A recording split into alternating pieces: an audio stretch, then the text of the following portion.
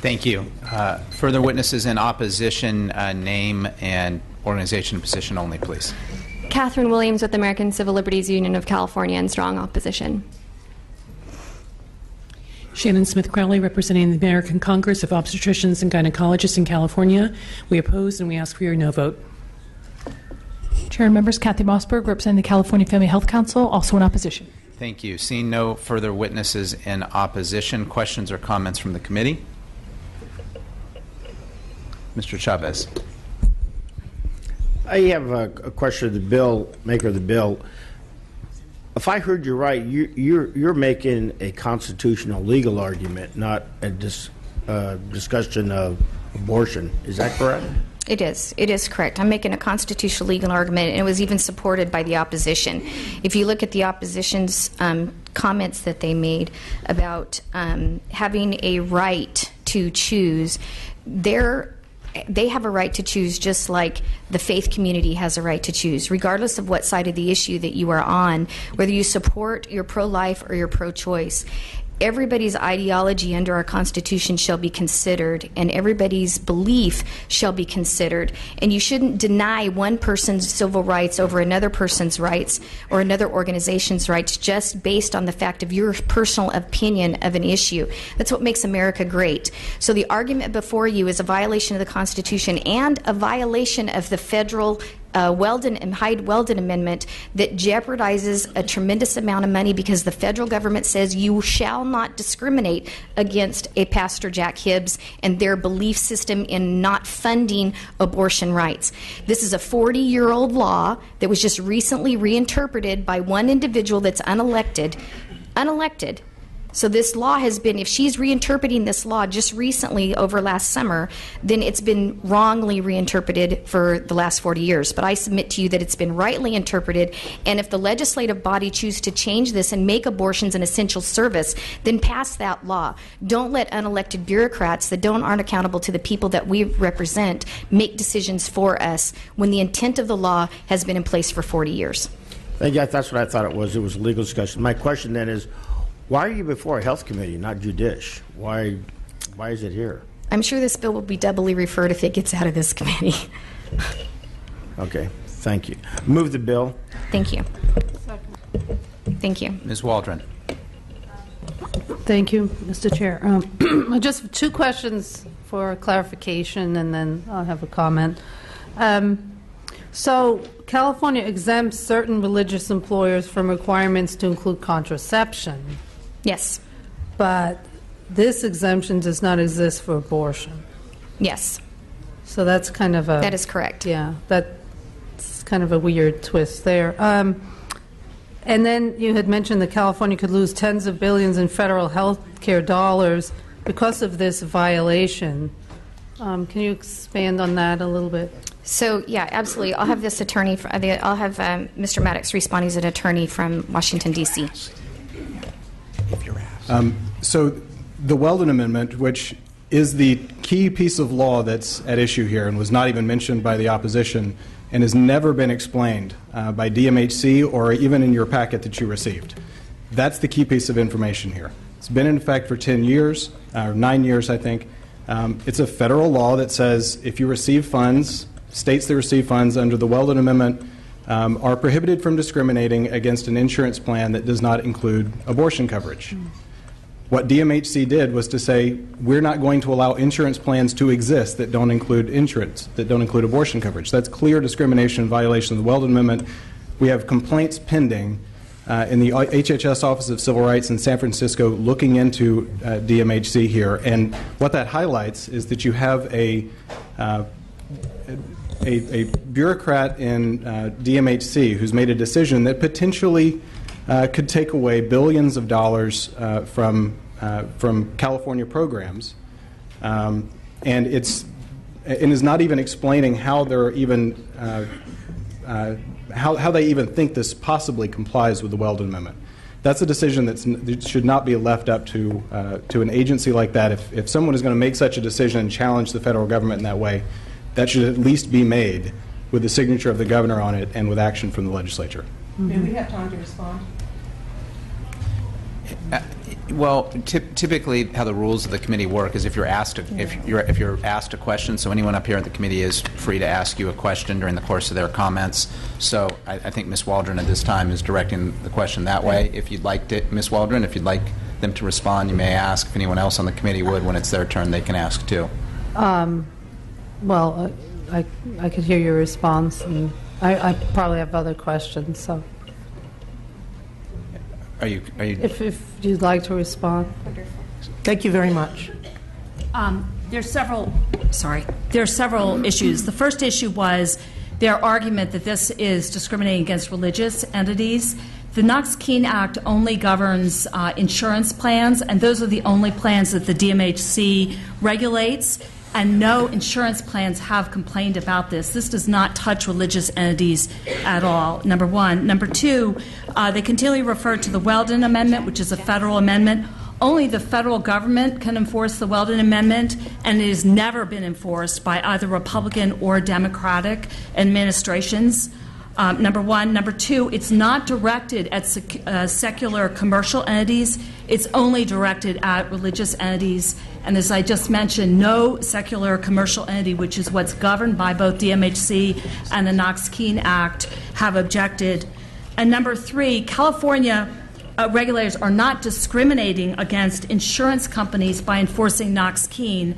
Religious entities have many options for getting insurance. They can self-insure, and they can get plans that are regulated by other entities, not simply DMHC. So they have other options available to them. This is not discriminating against them. What it's saying is if an insurance plan wants to offer a plan that's regulated by the Knox-Keene Act, it cannot discriminate and exclude abortion. Mr. Chair, I'm sorry. Permission to respond to the three inaccurate statements that were just provided. Ms. Grove, let's conclude with her comments and try to keep this in order. I would remind everyone on the committee, all my colleagues on the committee, we have 32 items today.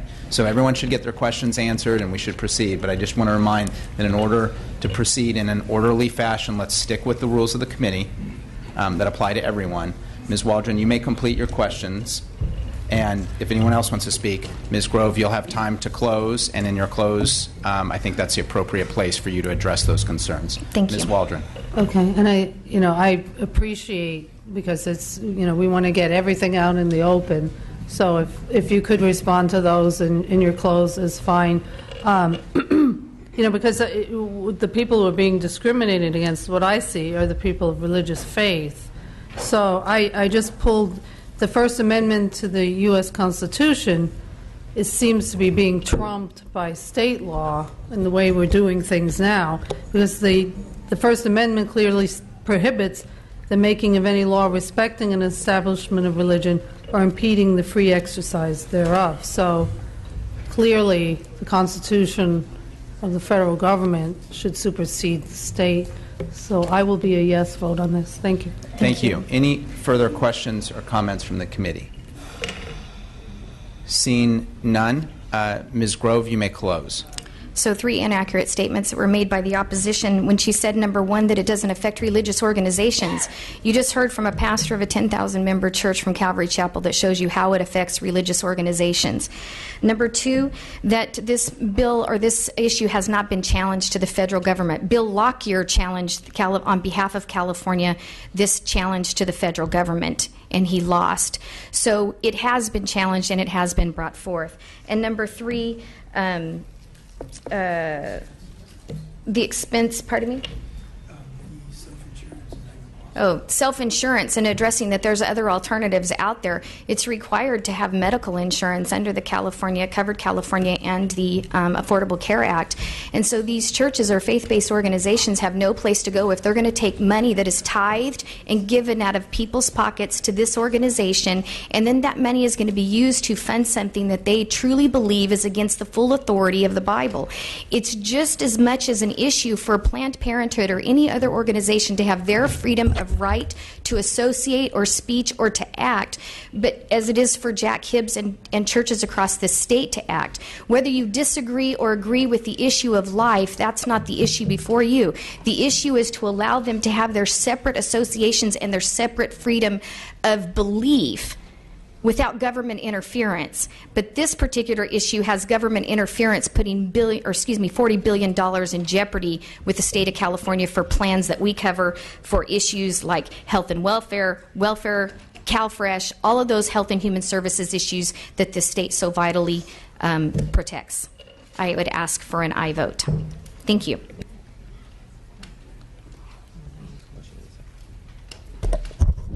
Sorry, and again, Mr. Chair, thank you for letting us go out of order. Of course, happy to do so. Thank you, Assemblymember Grove. We have a motion. We have a second. The motion is due pass to appropriations. Madam Secretary, please call the roll. Bonta? No. Bonta, no. Mainshine? Bonilla? Bonilla, no. Burke? No. Burke, no. Chavez? Aye. Chavez, aye. Chu? No. Chu, no. Gomez? Gonzalez? Hernandez? Lackey? Aye. Lackey, aye. Nazarian? Patterson? Aye. Patterson, aye. Ridley Thomas? No. Ridley Thomas, no. Rodriguez? No. Rodriguez, no. Santiago? Steinnorth? Aye. Steinnorth, aye. Thurmond? Waldron? Waldron, aye. Wood? No. Wood, no.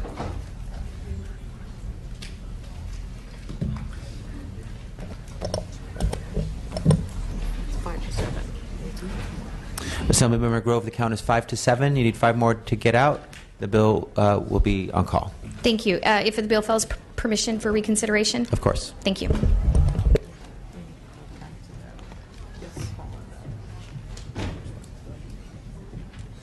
We're going to go back and lift the call on file item number 32, AB 1357, Assemblymember Bloom. This is for amendments only. We will address the substance next week. Please call the absent members, Madam Secretary. Chu?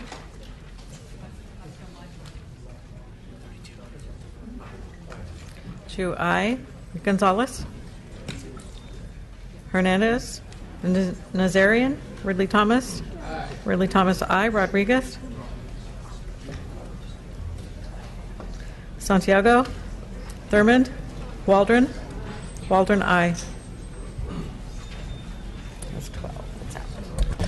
That bill has 12 votes. It's out. Next, we have file item number 11, AB 724, Assemblymember Dodd.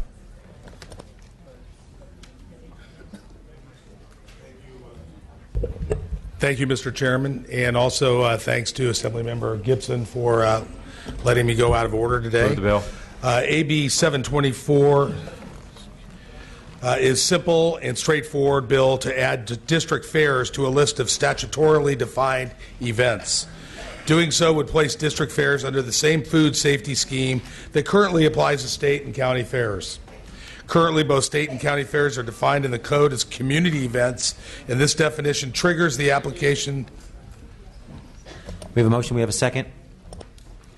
The application of temporary food facility regulations. Since district fairs are not similarly defined, it is unclear whether temporary food facility regulations applies to district fairs.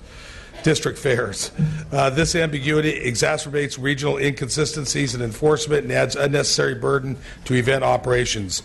AB 724 does not limit the authority of local health agencies in any way. It only clarifies which existing sections of the code apply when regulating district fairs.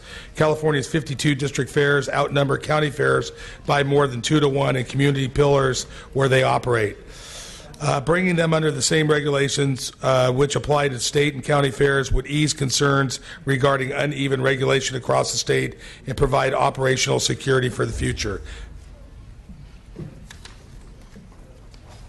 Thank you. Any witnesses in support?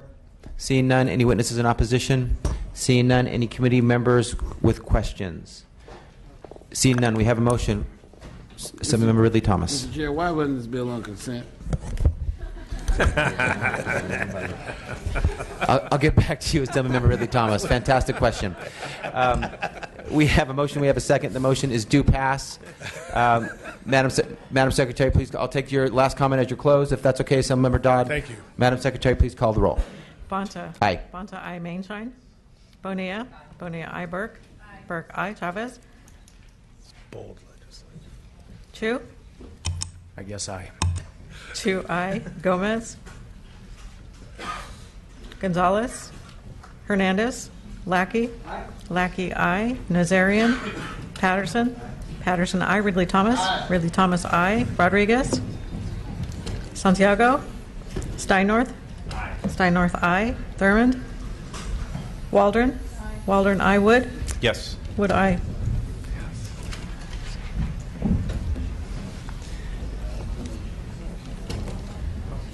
Thank you, Mr. Chair and members. Where did he go? Where'd Ron go? You want to announce it was 10-0. Sure. Motion passes 10-0. Nice job, Mr. Dodd.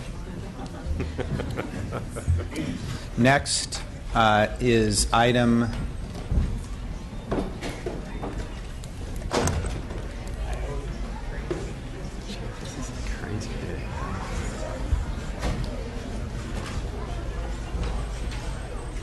We're going to go to Assemblymember Gray, file item number 24, AB 1257. Thank you to Assemblymember Gibson, who's next in file item order and will be next up for accommodating Assemblymember Gray, who has a scheduling issue with a witness. And Assemblymember Gray promised me this would be quick, so I look forward to that. Thank you, Assemblymember Gray. Please proceed when you're ready. Thank you, Mr. Chair and members. Move the bill. I respectfully ask for your aye vote. Outstanding. Witnesses in support.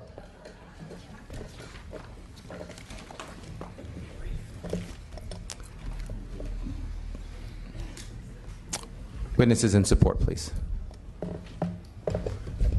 Chris McKaylee on behalf of the California Ambulance Association in strong support of the measure.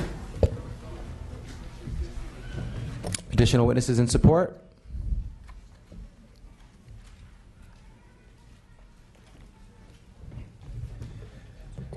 Sean Henschel on behalf of American Medical Response. We thank the author and proud to be in support.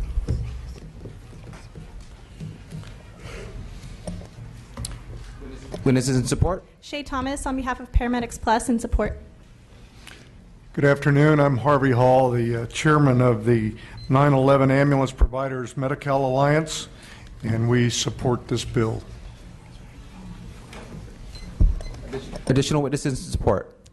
Ross Elliott, representing California Ambulance Association, in strong support. Thank you.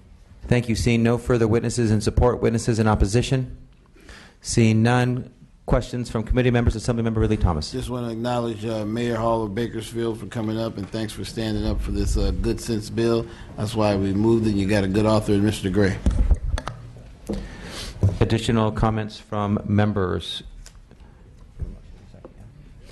Seeing none, we have a motion. We have a second. The motion is due pass to appropriations. Would you like to close, Assemblymember Gray?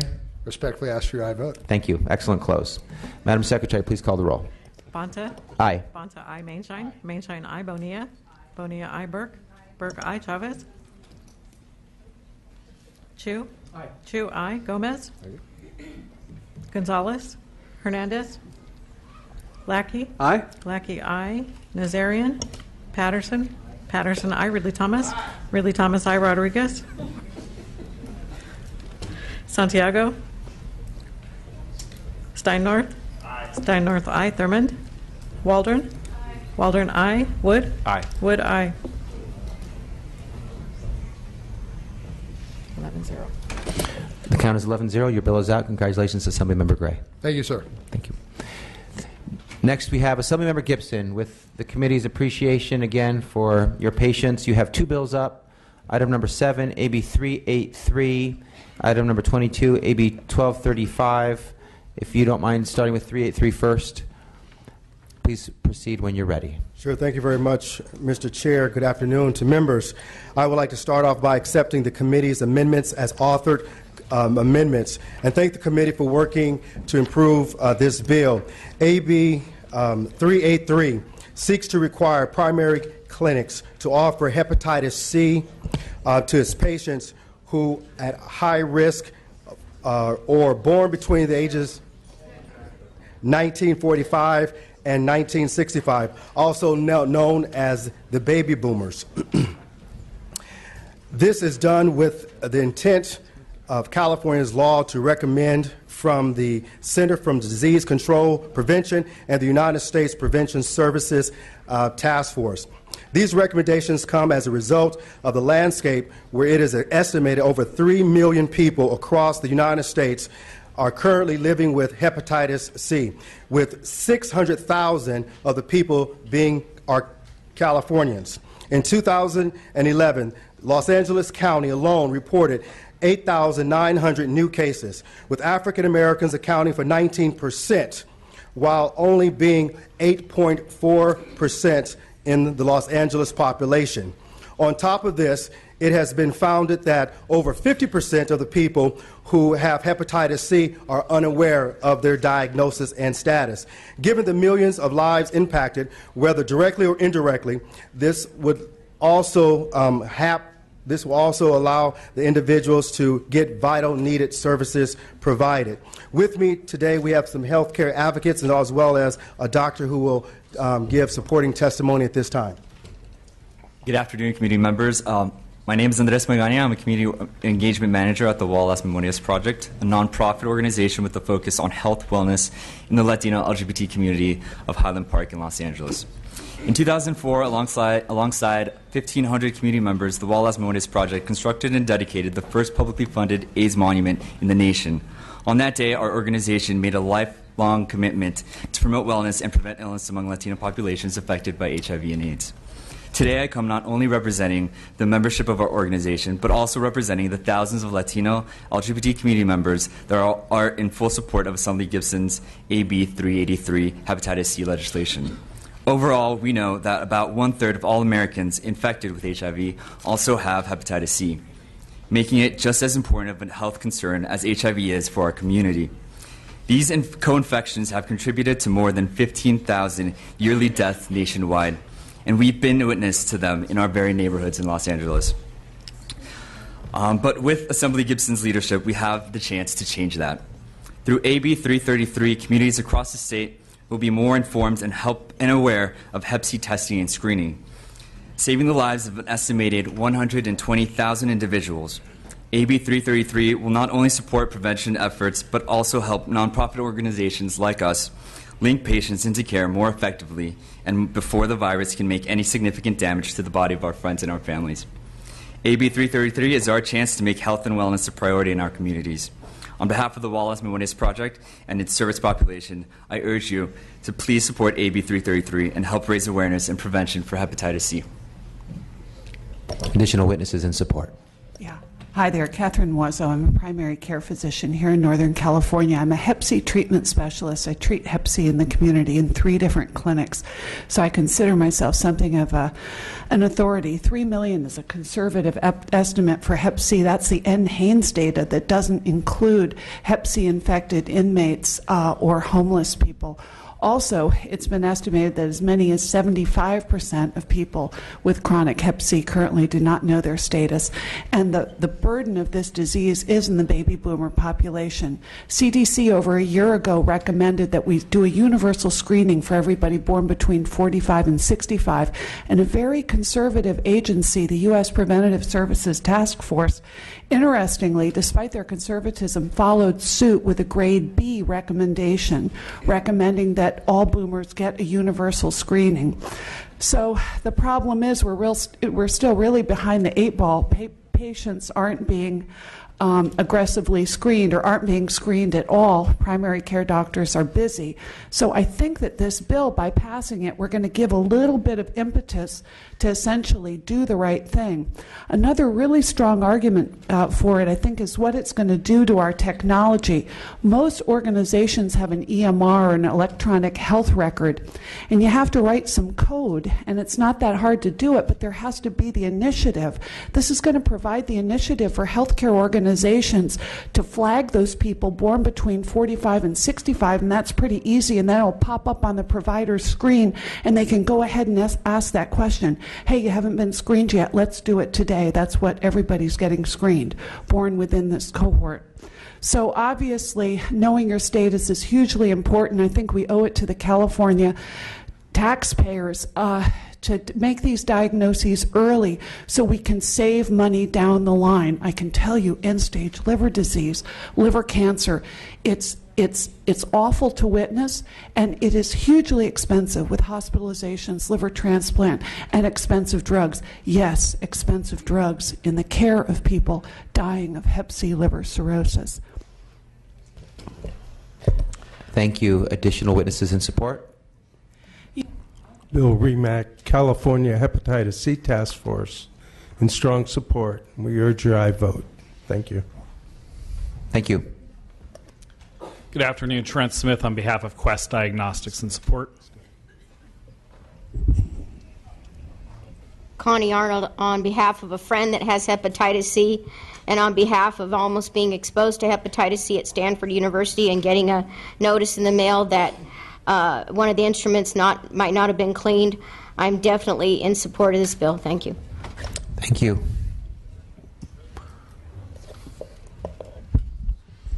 Jerry Jeffy, representing California Chronic Care Coalition, in support.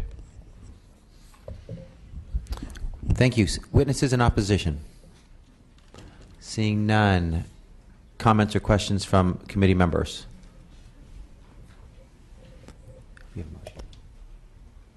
Thank you. We have a motion. We have a second. The motion is due pass as amended to appropriations. Assemblymember Gibson, would you like to close?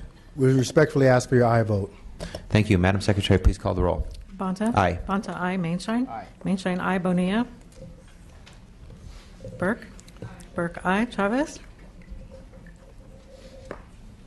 Chu? Aye. Chu, aye. Gomez? Gonzalez? Hernandez? Lackey? Aye. Lackey, aye. Nazarian? Patterson? Patterson, aye. Ridley Thomas? Rodriguez? Santiago? Steinnorth? Steinnorth, aye. Thurmond? Waldron? Waldron, aye. Wood? Thank you. Wood, aye. Thank you. 9-0. The count is 9-0. You need one more to get out. We'll leave the bill on call. Thank you Thank very you, much. Assemblymember Gibson. Please proceed to your next bill when you're ready.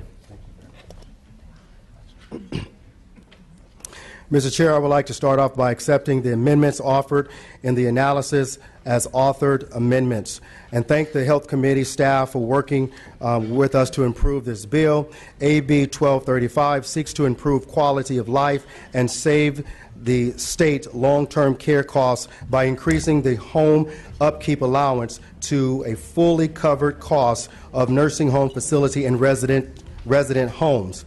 Currently, residents of long-term care facilities have their income garnished as well as to be used towards their cost of staying in a facility. Residents who have entered into a nursing home facility will be leaving within 180 days can qualify for the home upkeep allowance of $209. This allowance helps pay to maintain the home or place of residence so that when they leave the facility, they can go to a sound place of a place of home. The problem is that $209 is not enough money to maintain a home, and because of this, the allowance is hardly used due to the ineffectiveness. A report of long-term care in California paid for by the California Health and Human Service Agency from 2009 recommends an increase in the allowance as a way to decrease the long-term care costs. This is because the intent of the payment is a high cost of health care in the nursing home facility. The state would either pay a low rate through community-based care or pay for a care at all if the person is able to be self-sufficient and can afford it themselves. AB 1234 would also seek to provide a 90-day for allowing those who are already in nursing home facilities without a home and looking forward to living an independent life. Today, I would like to have to provide testimony. Deborah Doctor, Disability Rights, California, and Connie Arnold. Thank you, Mr. Chair, members, and Assemblyman Gibson for taking up this obscure but important issue.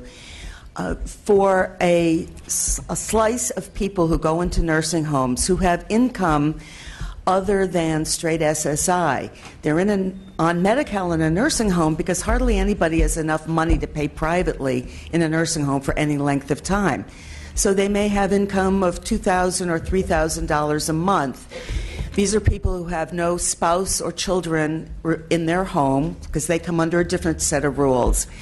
So these folks want to go home. They're in there for what's supposed to be a short term. The doctor says it's very likely they can go home within 6 months, but they have to turn over their income towards the share of cost in the nursing home.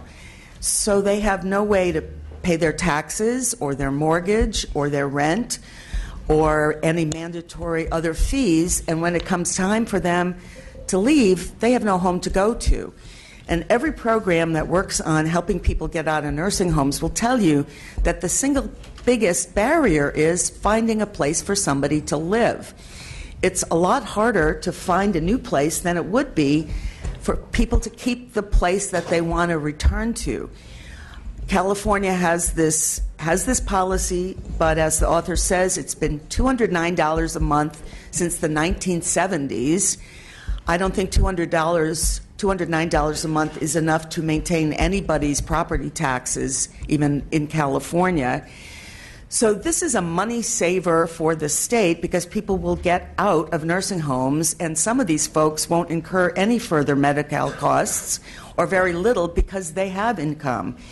We're also looking in this bill to allow people who have already lost their homes to put aside some money for up to 3 months if they intend to return to the community so they could get a place to live. They would have money for a security deposit, utility deposit, and any renovations to the home if they're a person with a disability and they need it to be accessible. If they don't use the money goes back to the state. The state doesn't lose a penny. So the other last requirement is that people get to know about this provision. I was shocked several years ago to find that almost nobody in the world of long-term care knows about it. Fewer than 100 people use it a year, which means we have people languishing in nursing homes at great cost to the taxpayers who don't want to be there, who don't need to be there, and are there because they have no place to go home to. So I ask for your I vote. Thank you. Thank you. Additional witnesses in support? Thank you. Thank you. My name is Connie Arnold. I'm a person with a disability, and I'm here in support of the bill. Thank you, the members of the committee and Assemblymember Gibson for carrying this laudable bill. I would be one of the people, as well as other people with disabilities and seniors, that could be directly impacted by this bill. I own a home in Elk Grove in the Laguna West area, and there are many seniors and people with disabilities on disability benefits or have retirement income or a pension, and they would be subjected to paying a high share of cost when they go into a nursing home. And then even though they plan to return home, the low home allowance would be so low at $209, I couldn't even afford to pay my homeowner's insurance and my property taxes, or somebody that has a mortgage might not be able to afford their mortgage, that we could be subjected to potentially losing our home. And it's really a sad situation then to think that you're stuck in a nursing home and you can't get out after your homeowners association or your county, took your home for a lack of being able to pay your bills. So I'm here in support for all the countless people with disabilities and senior citizens out there that would be subjected to only having $209 allowance in order to return home, and something that needs to be increased, which is this home upkeep allowance, so that a person who wants to return home has a home they can return to, or if they've lost their home, then they have the money that they can get out of the nursing home and pay the rent and utilities and the security deposits and enable them to save up enough money for that. So I hope you will support this bill. Thank you. Thank you. Additional witnesses in support? Sean South, California Primary Care Association in support.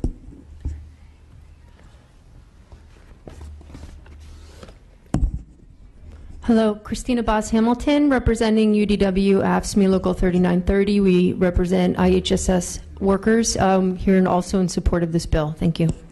Thank you. Witnesses in opposition? Seeing none. Questions from committee members? Seeing none. We have a motion and a second. I just want to quickly clarify one item. Assemblymember Gibson, I think at the beginning of your presentation you made a reference two amendments. And I just want to clarify that you made a commitment to working on policy comments in the staff analysis. I think there's no amendments that are ripe at this time, but going forward, we had some thoughts in our policy comments that I think you wanted to work on. I just want to clarify that that is accurate. Thank you. Okay. Yes. Thank you, Assemblymember Gibson. We appreciate the committee's support. Thank you. In working with us. The motion is due pass to appropriations. Madam Secretary, please call the roll. Bonta? Aye. Bonta, aye. Mainshine? Aye. Mainshine, aye. Bonilla? Burke? Aye. Burke, aye. Chavez? Chu? Gomez? Gonzalez? Hernandez? Lackey? Aye. Lackey, aye. Nazarian? Patterson? Aye. Patterson, aye. Ridley Thomas? Rodriguez? Santiago? Steinnorth? Aye. Steinnorth, aye. Thurman? Waldron? Waldron, aye. you. Wood? Wood, aye. Thank you.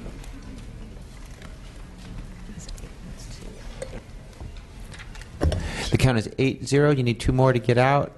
We'll leave the bill on call. Thank you, We'll Assemblymember work on Gibson. it. Thank you very much. Thank you. Okay, next, we're going to go to the consent calendar. We can entertain a motion. We have a motion. We have a second. Dr. Wood, thank you. Madam Secretary, please call the roll.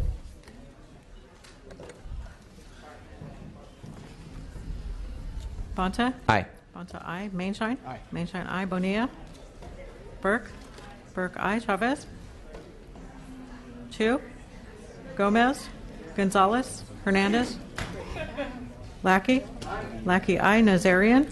Patterson? Patterson, aye. Ridley Thomas? Rodriguez? Santiago? Steinnorth? Steinnorth, aye. Thurmond? Waldron? Waldron, aye. Wood? Wood, aye.